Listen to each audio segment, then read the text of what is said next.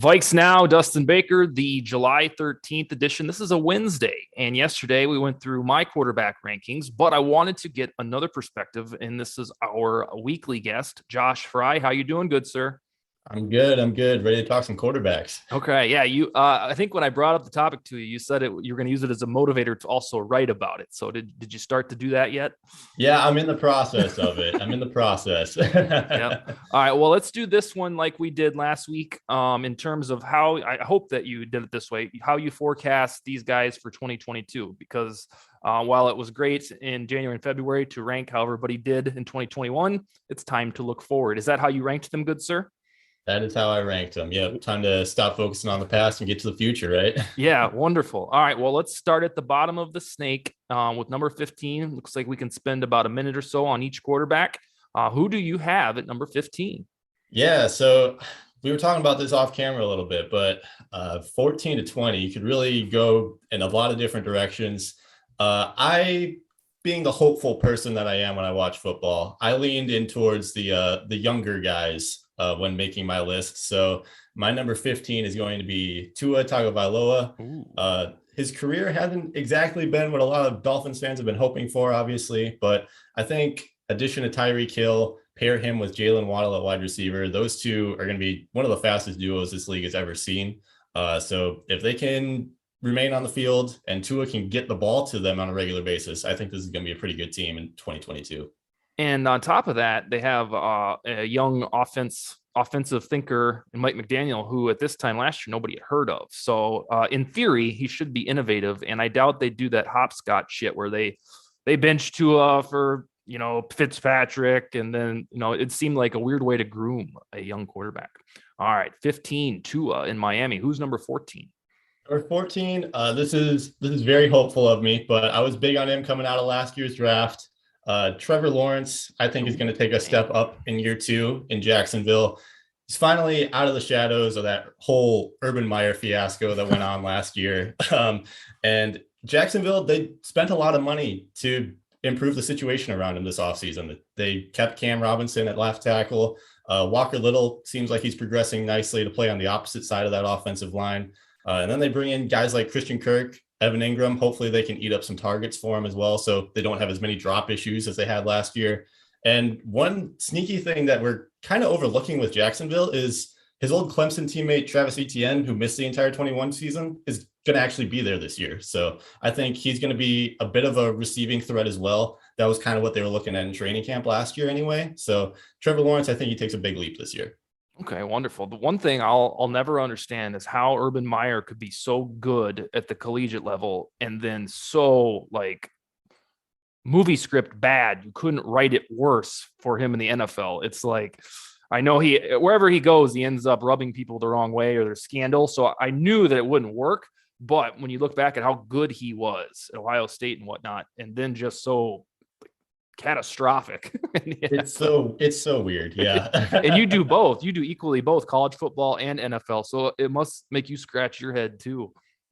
Yeah, I have absolutely no words to describe what happened in Jacksonville last year. Like you said, it's pretty much a movie. Like, yeah, you couldn't have scripted it better. Oh yeah, when he signed Tio, a tight end who hadn't played in years, and then him at the bar with the chick, it was all like, man, this is bizarre. All right, so Tua, you did go younger, so you got some veterans that are going to be on the outside looking in. I should be able to identify him by the time this episode's over. So Tua 15, Lawrence 14. Who's number 13? Number 13 is a guy that a lot of people probably have a little bit higher on the list. I'm going with Dak Prescott. I think, honestly, if he wasn't a Dallas Cowboy, we'd look at him a lot in the same way as we look at Matt Ryan over the years. Puts up a lot of big numbers. His team makes the playoffs, but that's because they're in the NFC East and they're kind of playoff team by default in that division right now. And honestly, if you put any one of these other veteran guys, Matt Ryan, Kirk Cousins, any of those guys, they'd make the playoffs with this Cowboys team too. And quietly this offseason, the receiver depth for the Cowboys got a lot worse. They lose Amari Cooper to Cleveland. And I don't know. We're going to have to see what he can do with this receiver core. I'm not super sold on it, especially with Mike McCarthy. And Dallas will probably win the NFC East, but who knows? It's a pretty low bar to clear at this point.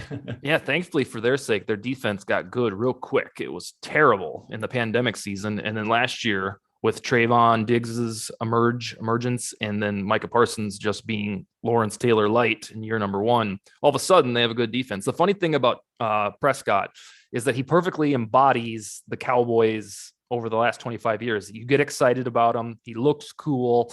And then you just aren't sure if he's good enough to get to the NFC Championship and beyond. And I mean, this is rich coming from a Vikings fan, of course. But it's funny how he just perfectly fits in with their aura. And we shall see in his 7th year already how he does. Number 12 after Prescott, or ahead of Prescott, who is it? 12 are going out west here. I'm going to throw in Derek Carr, a guy, again, you could probably compare him to Kirk Cousins in a lot of ways.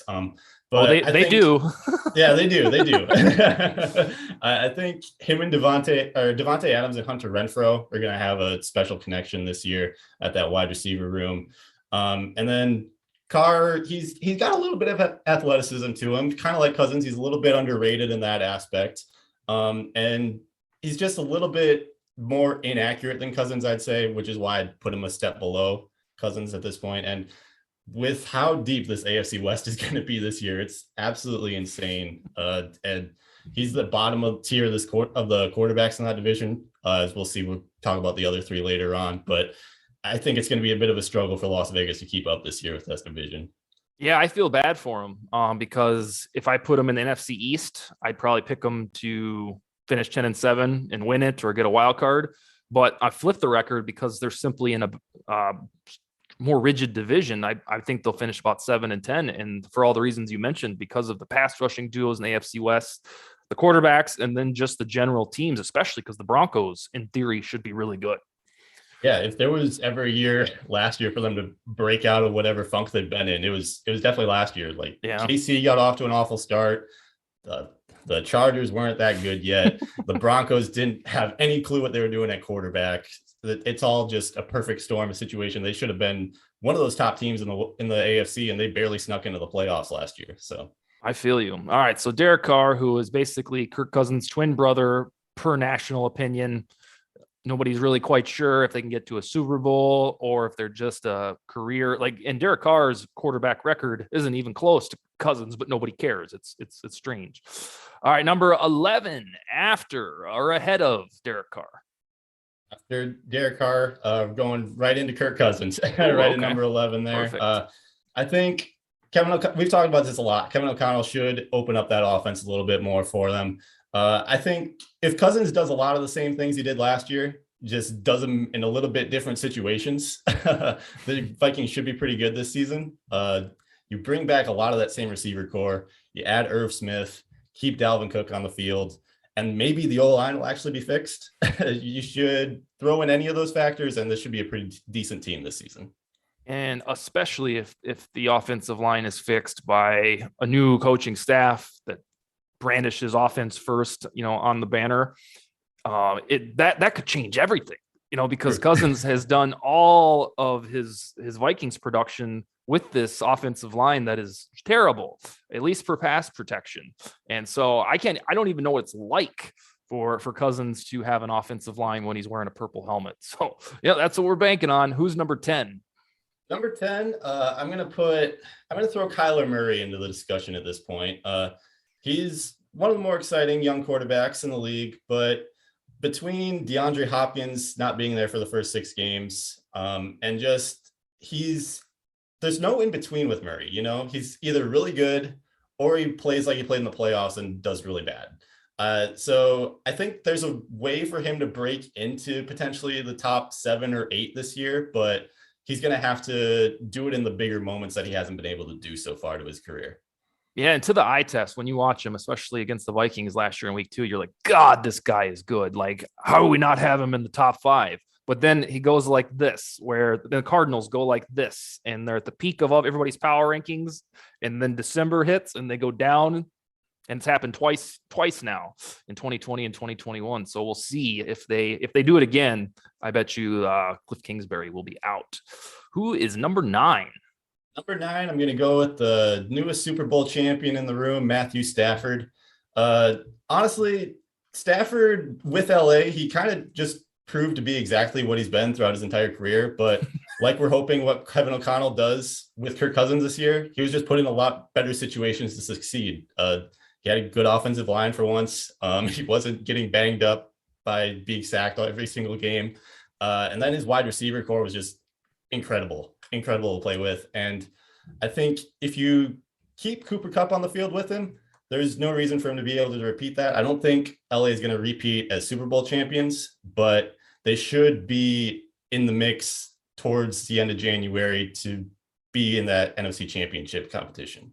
The good things for Stafford or about Stafford is now his legacy is cemented forever because everybody, the way everybody thought about him in Detroit, in one single change of scenery, he won a Super Bowl. So if he pulled an Andrew Luck and retired this August, or just had an average year, no, he's good for the rest of his career because he got vindication. Almost even if it was like in a Joe Flacco sense where he got one ring, Stafford has enough resume before that, at least per statistics and how people love him, that he's good for the rest of his life. And so kudos to him and the Rams for making that click. Who is ahead of Stafford at 8?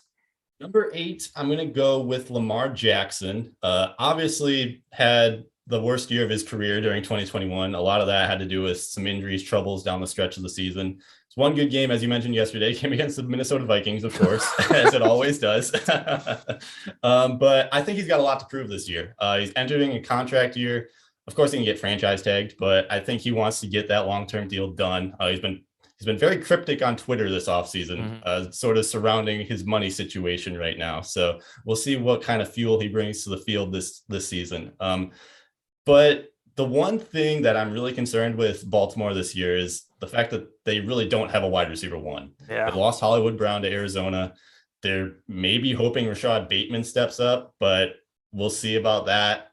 They've got Mark Andrews, but he's always been there, and they still struggled last year too. So we'll see what happens. I like Lamar, but I could definitely see him dropping by the end of the year. Yeah, in a league that is now transfixed on wide receiving weapons, like all of the movement, all of the dollars we saw dish out, it's so strange how the Ravens were like, nope, we're good. Nope, we're fine. We'll be fine with Bateman and the boys. And the thing about Lamar that I think either the Ravens are skittish is that he's certainly not a running back. We've got that debate over with, but the style that he plays down the line, according to NFL history, he only has about 4 or 5 seasons more of that. Whether it's Cam Newton, let's go down, Michael Vick, like all of the guys that prefer to get banged up, they're done by 30. And, people will say, oh, it doesn't have to be that way, but that's the way it's always been. These guys that tend to tuck and run at like designed plays, it gets dicey because he could be the first that plays till 37 and plays like a running back, but there's a reason that mobile quarterbacks don't have the longevity as pocket passers. So I think he has to strike while the iron's hot. It's probably why he wants his money, and it's probably why the Ravens are debating how much to pay him, but he'll get a big bag. Who's your number 7? Number 7, I'm going to go with Joe Burrow. Again, this is a dude. He has another season like he had last year. There's an easy path for him to get into the top 5 this year. But Cincinnati, they definitely spent a lot of money this offseason as well, trying to get the offensive line up, trying to improve that defense too, which was really bad for a lot of the portions of the last season. And Burrow is just really easy to cheer for. He's got that it factor and that swagger about him. Never feels like the moment's too big for him between winning that NCAA championship during college with LSU and then going to the Super Bowl in just his second NFL season. Like, This dude knows what it takes. He's going to be there for that moment. You don't have to feel like it's going to be too big for him. So we'll see what happens this year, but I'm big on Joe Burrow. With a shitty offensive line last year. That's and I heard all about it because I've preached during this Vikings adventure of mine that wouldn't it be nice if the Vikings had an offensive line that was any good? And then when Burrow takes his team in year 2 to a Super Bowl with an offensive line isn't good, it's that people are like, well, look what they did. I'm like, well, Kirk Cousins isn't as good as that. Like, can't you get that through your head? Like, and this is the outlier. Usually the teams with good pass protecting offensive lines get deep into the postseason. So you're pointing to the one example of it working, and then surprise, surprise, they lost. And so yeah, if Ryan Tannehill doesn't throw like 3 interceptions in the last 5 minutes of that game either. They're not even in that situation to begin with. They're out in the wild card round. So Yeah, and same thing with Stafford. Stafford had about 2 or 3 passes that would have been the undoing of the Rams, but there was some sheer luck. And, that's why we love the sport. All right, so Tua, Trevor Lawrence, Dak Prescott, Derek Carr, Kirk Cousins, Kyler Murray, Matthew Stafford, Lamar Jackson, Joe Burrow. Who's number 6? Number 6, I'm going Russell Wilson. This might be a little bit lower than some people might have him right now, but I think coming off a couple really iffy seasons in Seattle, like I understand there's a lot of issues going on with that team over the past couple of years between injuries, just bad offensive line again, no real rushing attack. But I think I'm going to be on the safe side with Wilson, especially as he's getting older and older. But I do think the Broncos are going to be a really difficult team to deal with this year. They've got a much better overall team than Seattle has had. Their defense is spectacular. Jerry Jeudy should be a really special receiver to watch alongside Cortland Sutton in that wide receiver core. And they've sneaky got a really good running back duo as well with Javonte Williams and Melvin Gordon back there too. So I think this is going to be a fun offense to watch. We'll just see how well Russell Wilson holds up. They've got everything. And the only thing that would be considered question marks is it's kind of like Kevin O'Connell. We're just assuming that Nathaniel Hackett will be good. We're in the honeymoon phase. I'm sure Broncos fans are like, he's going to be good. And so it has to gel quickly. And the other thing is what you already talked about with Derek Carr is it's in the AFC West. And even if they're damn good, I wouldn't put it past Patrick Mahomes and the Chiefs knocking them off in the divisional round just because that's Patrick Mahomes and the Chiefs. So they, just like the Raiders, have a tough draw of it in a division that's seemingly insurmountable for a team that has to learn everything with a brand new coach and quarterback. But I'm very high on them as well. I think they'll get to the AFC Championship. Number 5. Number 5, I'm going with Justin Herbert for this one. I think the Chargers are in a position to sort of do what the Cincinnati Bengals did last year, kind of just come out of nowhere and start winning some of these games. But last year, it was just Justin Herbert do absolutely everything for this team, throws over 5,000 yards, 38 touchdowns. In that final game against the Raiders, he had 5 4th and 15 insurmountable downs that he had to completed all of them. And then their defense stunk. Yeah. So I think this is a team, they went out and got Khalil Mack. They're focusing on that offensive line, getting better and better. Rashawn Slater, now they drafted Zion Johnson in the first round this year to put him in the inside alongside Corey Linsley. So I think this is going to be a lot better team this season. I think Justin Herbert will have some protection. They got a lot of same weapons that they've had. Just need to put it all together now. The Chargers for the last decade or so, really, not necessarily by personnel, but they're really like the Vikings, where they've got things that undo them late in games, like moments that leave your jaw dropped for the wrong reasons. And then suddenly they look good and they're on the way to the playoffs, but then they'll have a turd. And so anytime that I tune in for a Chargers game, I'm like, oh, boy, this is kind of like the satellite vibe here. Missed field goals, all that fun. All right. So I know who your top 4 are personnel, but I want to see the order. Who's number 4? Number 4, I know you said you can't leave him out of the top 3 yesterday, but I'm going to do it anyway, darn it. Aaron Rodgers is at number 4 out of Green Bay. I'm with me. Yeah. Yeah, I mean, he's probably the most talented passer we've ever seen in the league, right? But he doesn't command the fear come playoff time that somebody like Tom Brady it's so does. Weird, isn't Yeah, it? Oh, yeah. man, it's weird. I love it. It's awesome to watch. I mean, last year you mentioned it with the Rams. They were down 27-3, right? And almost come all the way back and win that game. Tom Brady just got that aura about him. You're always scared. With Rodgers, they went down against the 49ers last year and you knew it was done. So he's going to put up the numbers in the regular season. They'll probably win the NFC North again. They might even make the NFC Championship game, but are they going to make a Super Bowl? I doubt it. Yeah, when I had a daytime job during the NFL playoffs, one of my bosses asked for my wildcard predictions because he knew that I was a football guy and I write and everything. And the easiest decision I had was to pick the 49ers over the Packers. And he wasn't a Packer fan or anything, but he's like, "You're that sure of it, huh?" I'm like, "Well, yeah, I don't fear anything about the Packers in the playoffs." Usually as a Vikings fan, I'm watching this as a spectator. And yeah, sure enough, that I've said it a couple times that over the last 5, 6, 7 years that Packers fans during playoff times, they start talking like Vikings fans, like, oh, it won't mean anything. Oh, they're going to lose it. They'll find a way to throw it away. And suddenly they've turned into like this Viking like fan base. It's actually quite awesome. It's not even like Jimmy Garoppolo was any good in that game either. He was almost as bad as Rodgers was. Like, yeah. It's just so weird how that happens every single year. You can bank on it. They the Niners inexplicably have the Packers number, especially in the postseason, and God love them. All right, number 3, who is it? Number 3, I'm going to the dude coming back from a 40-day retirement, Tom Brady. I think he got his vacation in over that month of May. Finally decided he's going to come back and go for it one more year. And I mean, he couldn't be in a better spot to do so. He led the league in passing last year, almost led the Buccaneers to another Super Bowl run. Yep. And honestly, there's nobody that I'd rather have in a playoff game. We talked about it already. So I'm going Tom Brady, number 3. And of note, whether he's playing for New England or Tampa Bay, he usually gets back to the dance every other year. And so you can't forget that. And if he's coming back at age 45, he knows he's going to be good. He's not going to have any Peyton Manning like shit where he's just no good. I have him in that tier of when he knows it's time, and he won't allow himself to be a shell of himself. So I'm totally confident that, and that's why I put him at number 4 yesterday. Like, it's completely believe it when I see it for him ever to suck. All right. So number 2, did you go Mahomes or Allen? I went Josh Allen, number 2. He's going to be everybody's MVP pick this year, but as good as he is, Mahomes is just a little bit better, I think, especially you get into these playoff situations. I do think Josh Allen is going to have a crazy good receiver duo with Diggs and Gabriel Davis, who emerged in the playoffs last year. I think it was 4 touchdowns in that game against the Chiefs.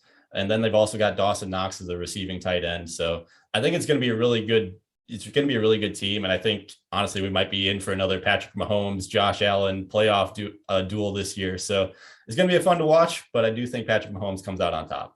Yeah. And if it's a 3rd year in a row, then that will absolutely solidify it as the rivalry, maybe in sports, but especially in the AFC.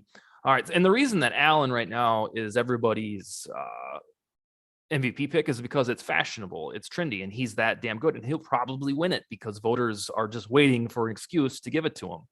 And like the voter fatigue that I talked about, we already know about Mahomes, and he's already won the Super Bowl and an MVP. So I think by the way that the baton is passed, that's the reason the odds favor Allen. All right, let's hear your Mahomes speech. Mahomes, obviously 2021, it started off a little bit on the downside, coming off that Super Bowl hangover. So weird.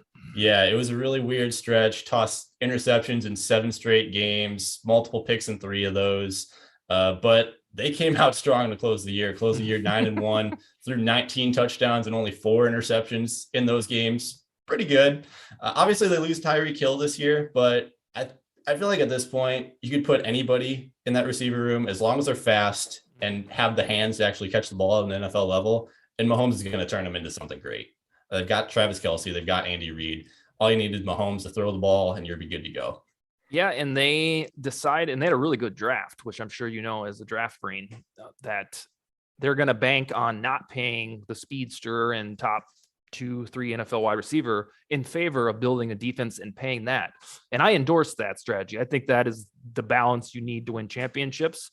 Not that they winning it in 2019 was an outlier, but I think, Tyreek trending or getting towards age 30, I like their plan, or at least their trial of, let's invest in this defense a little bit. Look what the Rams did, for God's sake. All right. So notably, your snubs, if I calculate them correctly, are Ryan Tannehill, Matt Ryan, and you were high on young guys, but you didn't have Jalen Hurts. You have a quick retort to those 3 men?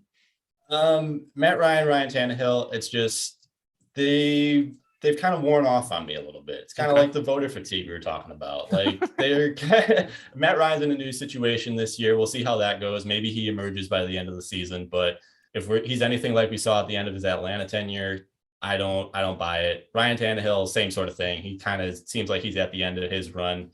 He relies on Derrick Henry a lot too. And Jalen Hurts, I'm not sold on that either. I think he needs to be a lot more accurate as a passer. I think Tampa Bay definitely showed some of his weaknesses in that playoff game last year, that he needs to come back and sort of prove us wrong before I can put him into the top 15.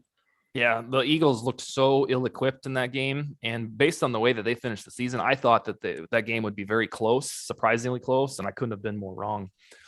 All right, sir. So we'll go down the line. Tua, Trevor Lawrence, Dak Prescott, Derek Carr, Kirk Cousins, Kyler Murray, Matthew Stafford, Lamar Jackson, Joe Burrow, Russell Wilson, Justin Herbert, Aaron Rodgers, Tom Brady, Josh Allen, and Patrick Mahomes. All right, my man, I am off next week. I'll be on family vacation in Hawaii, but will you come back and see us 2 weeks from today, good sir? Absolutely. Would love to. All right, man. That's all we got. And Skull, baby.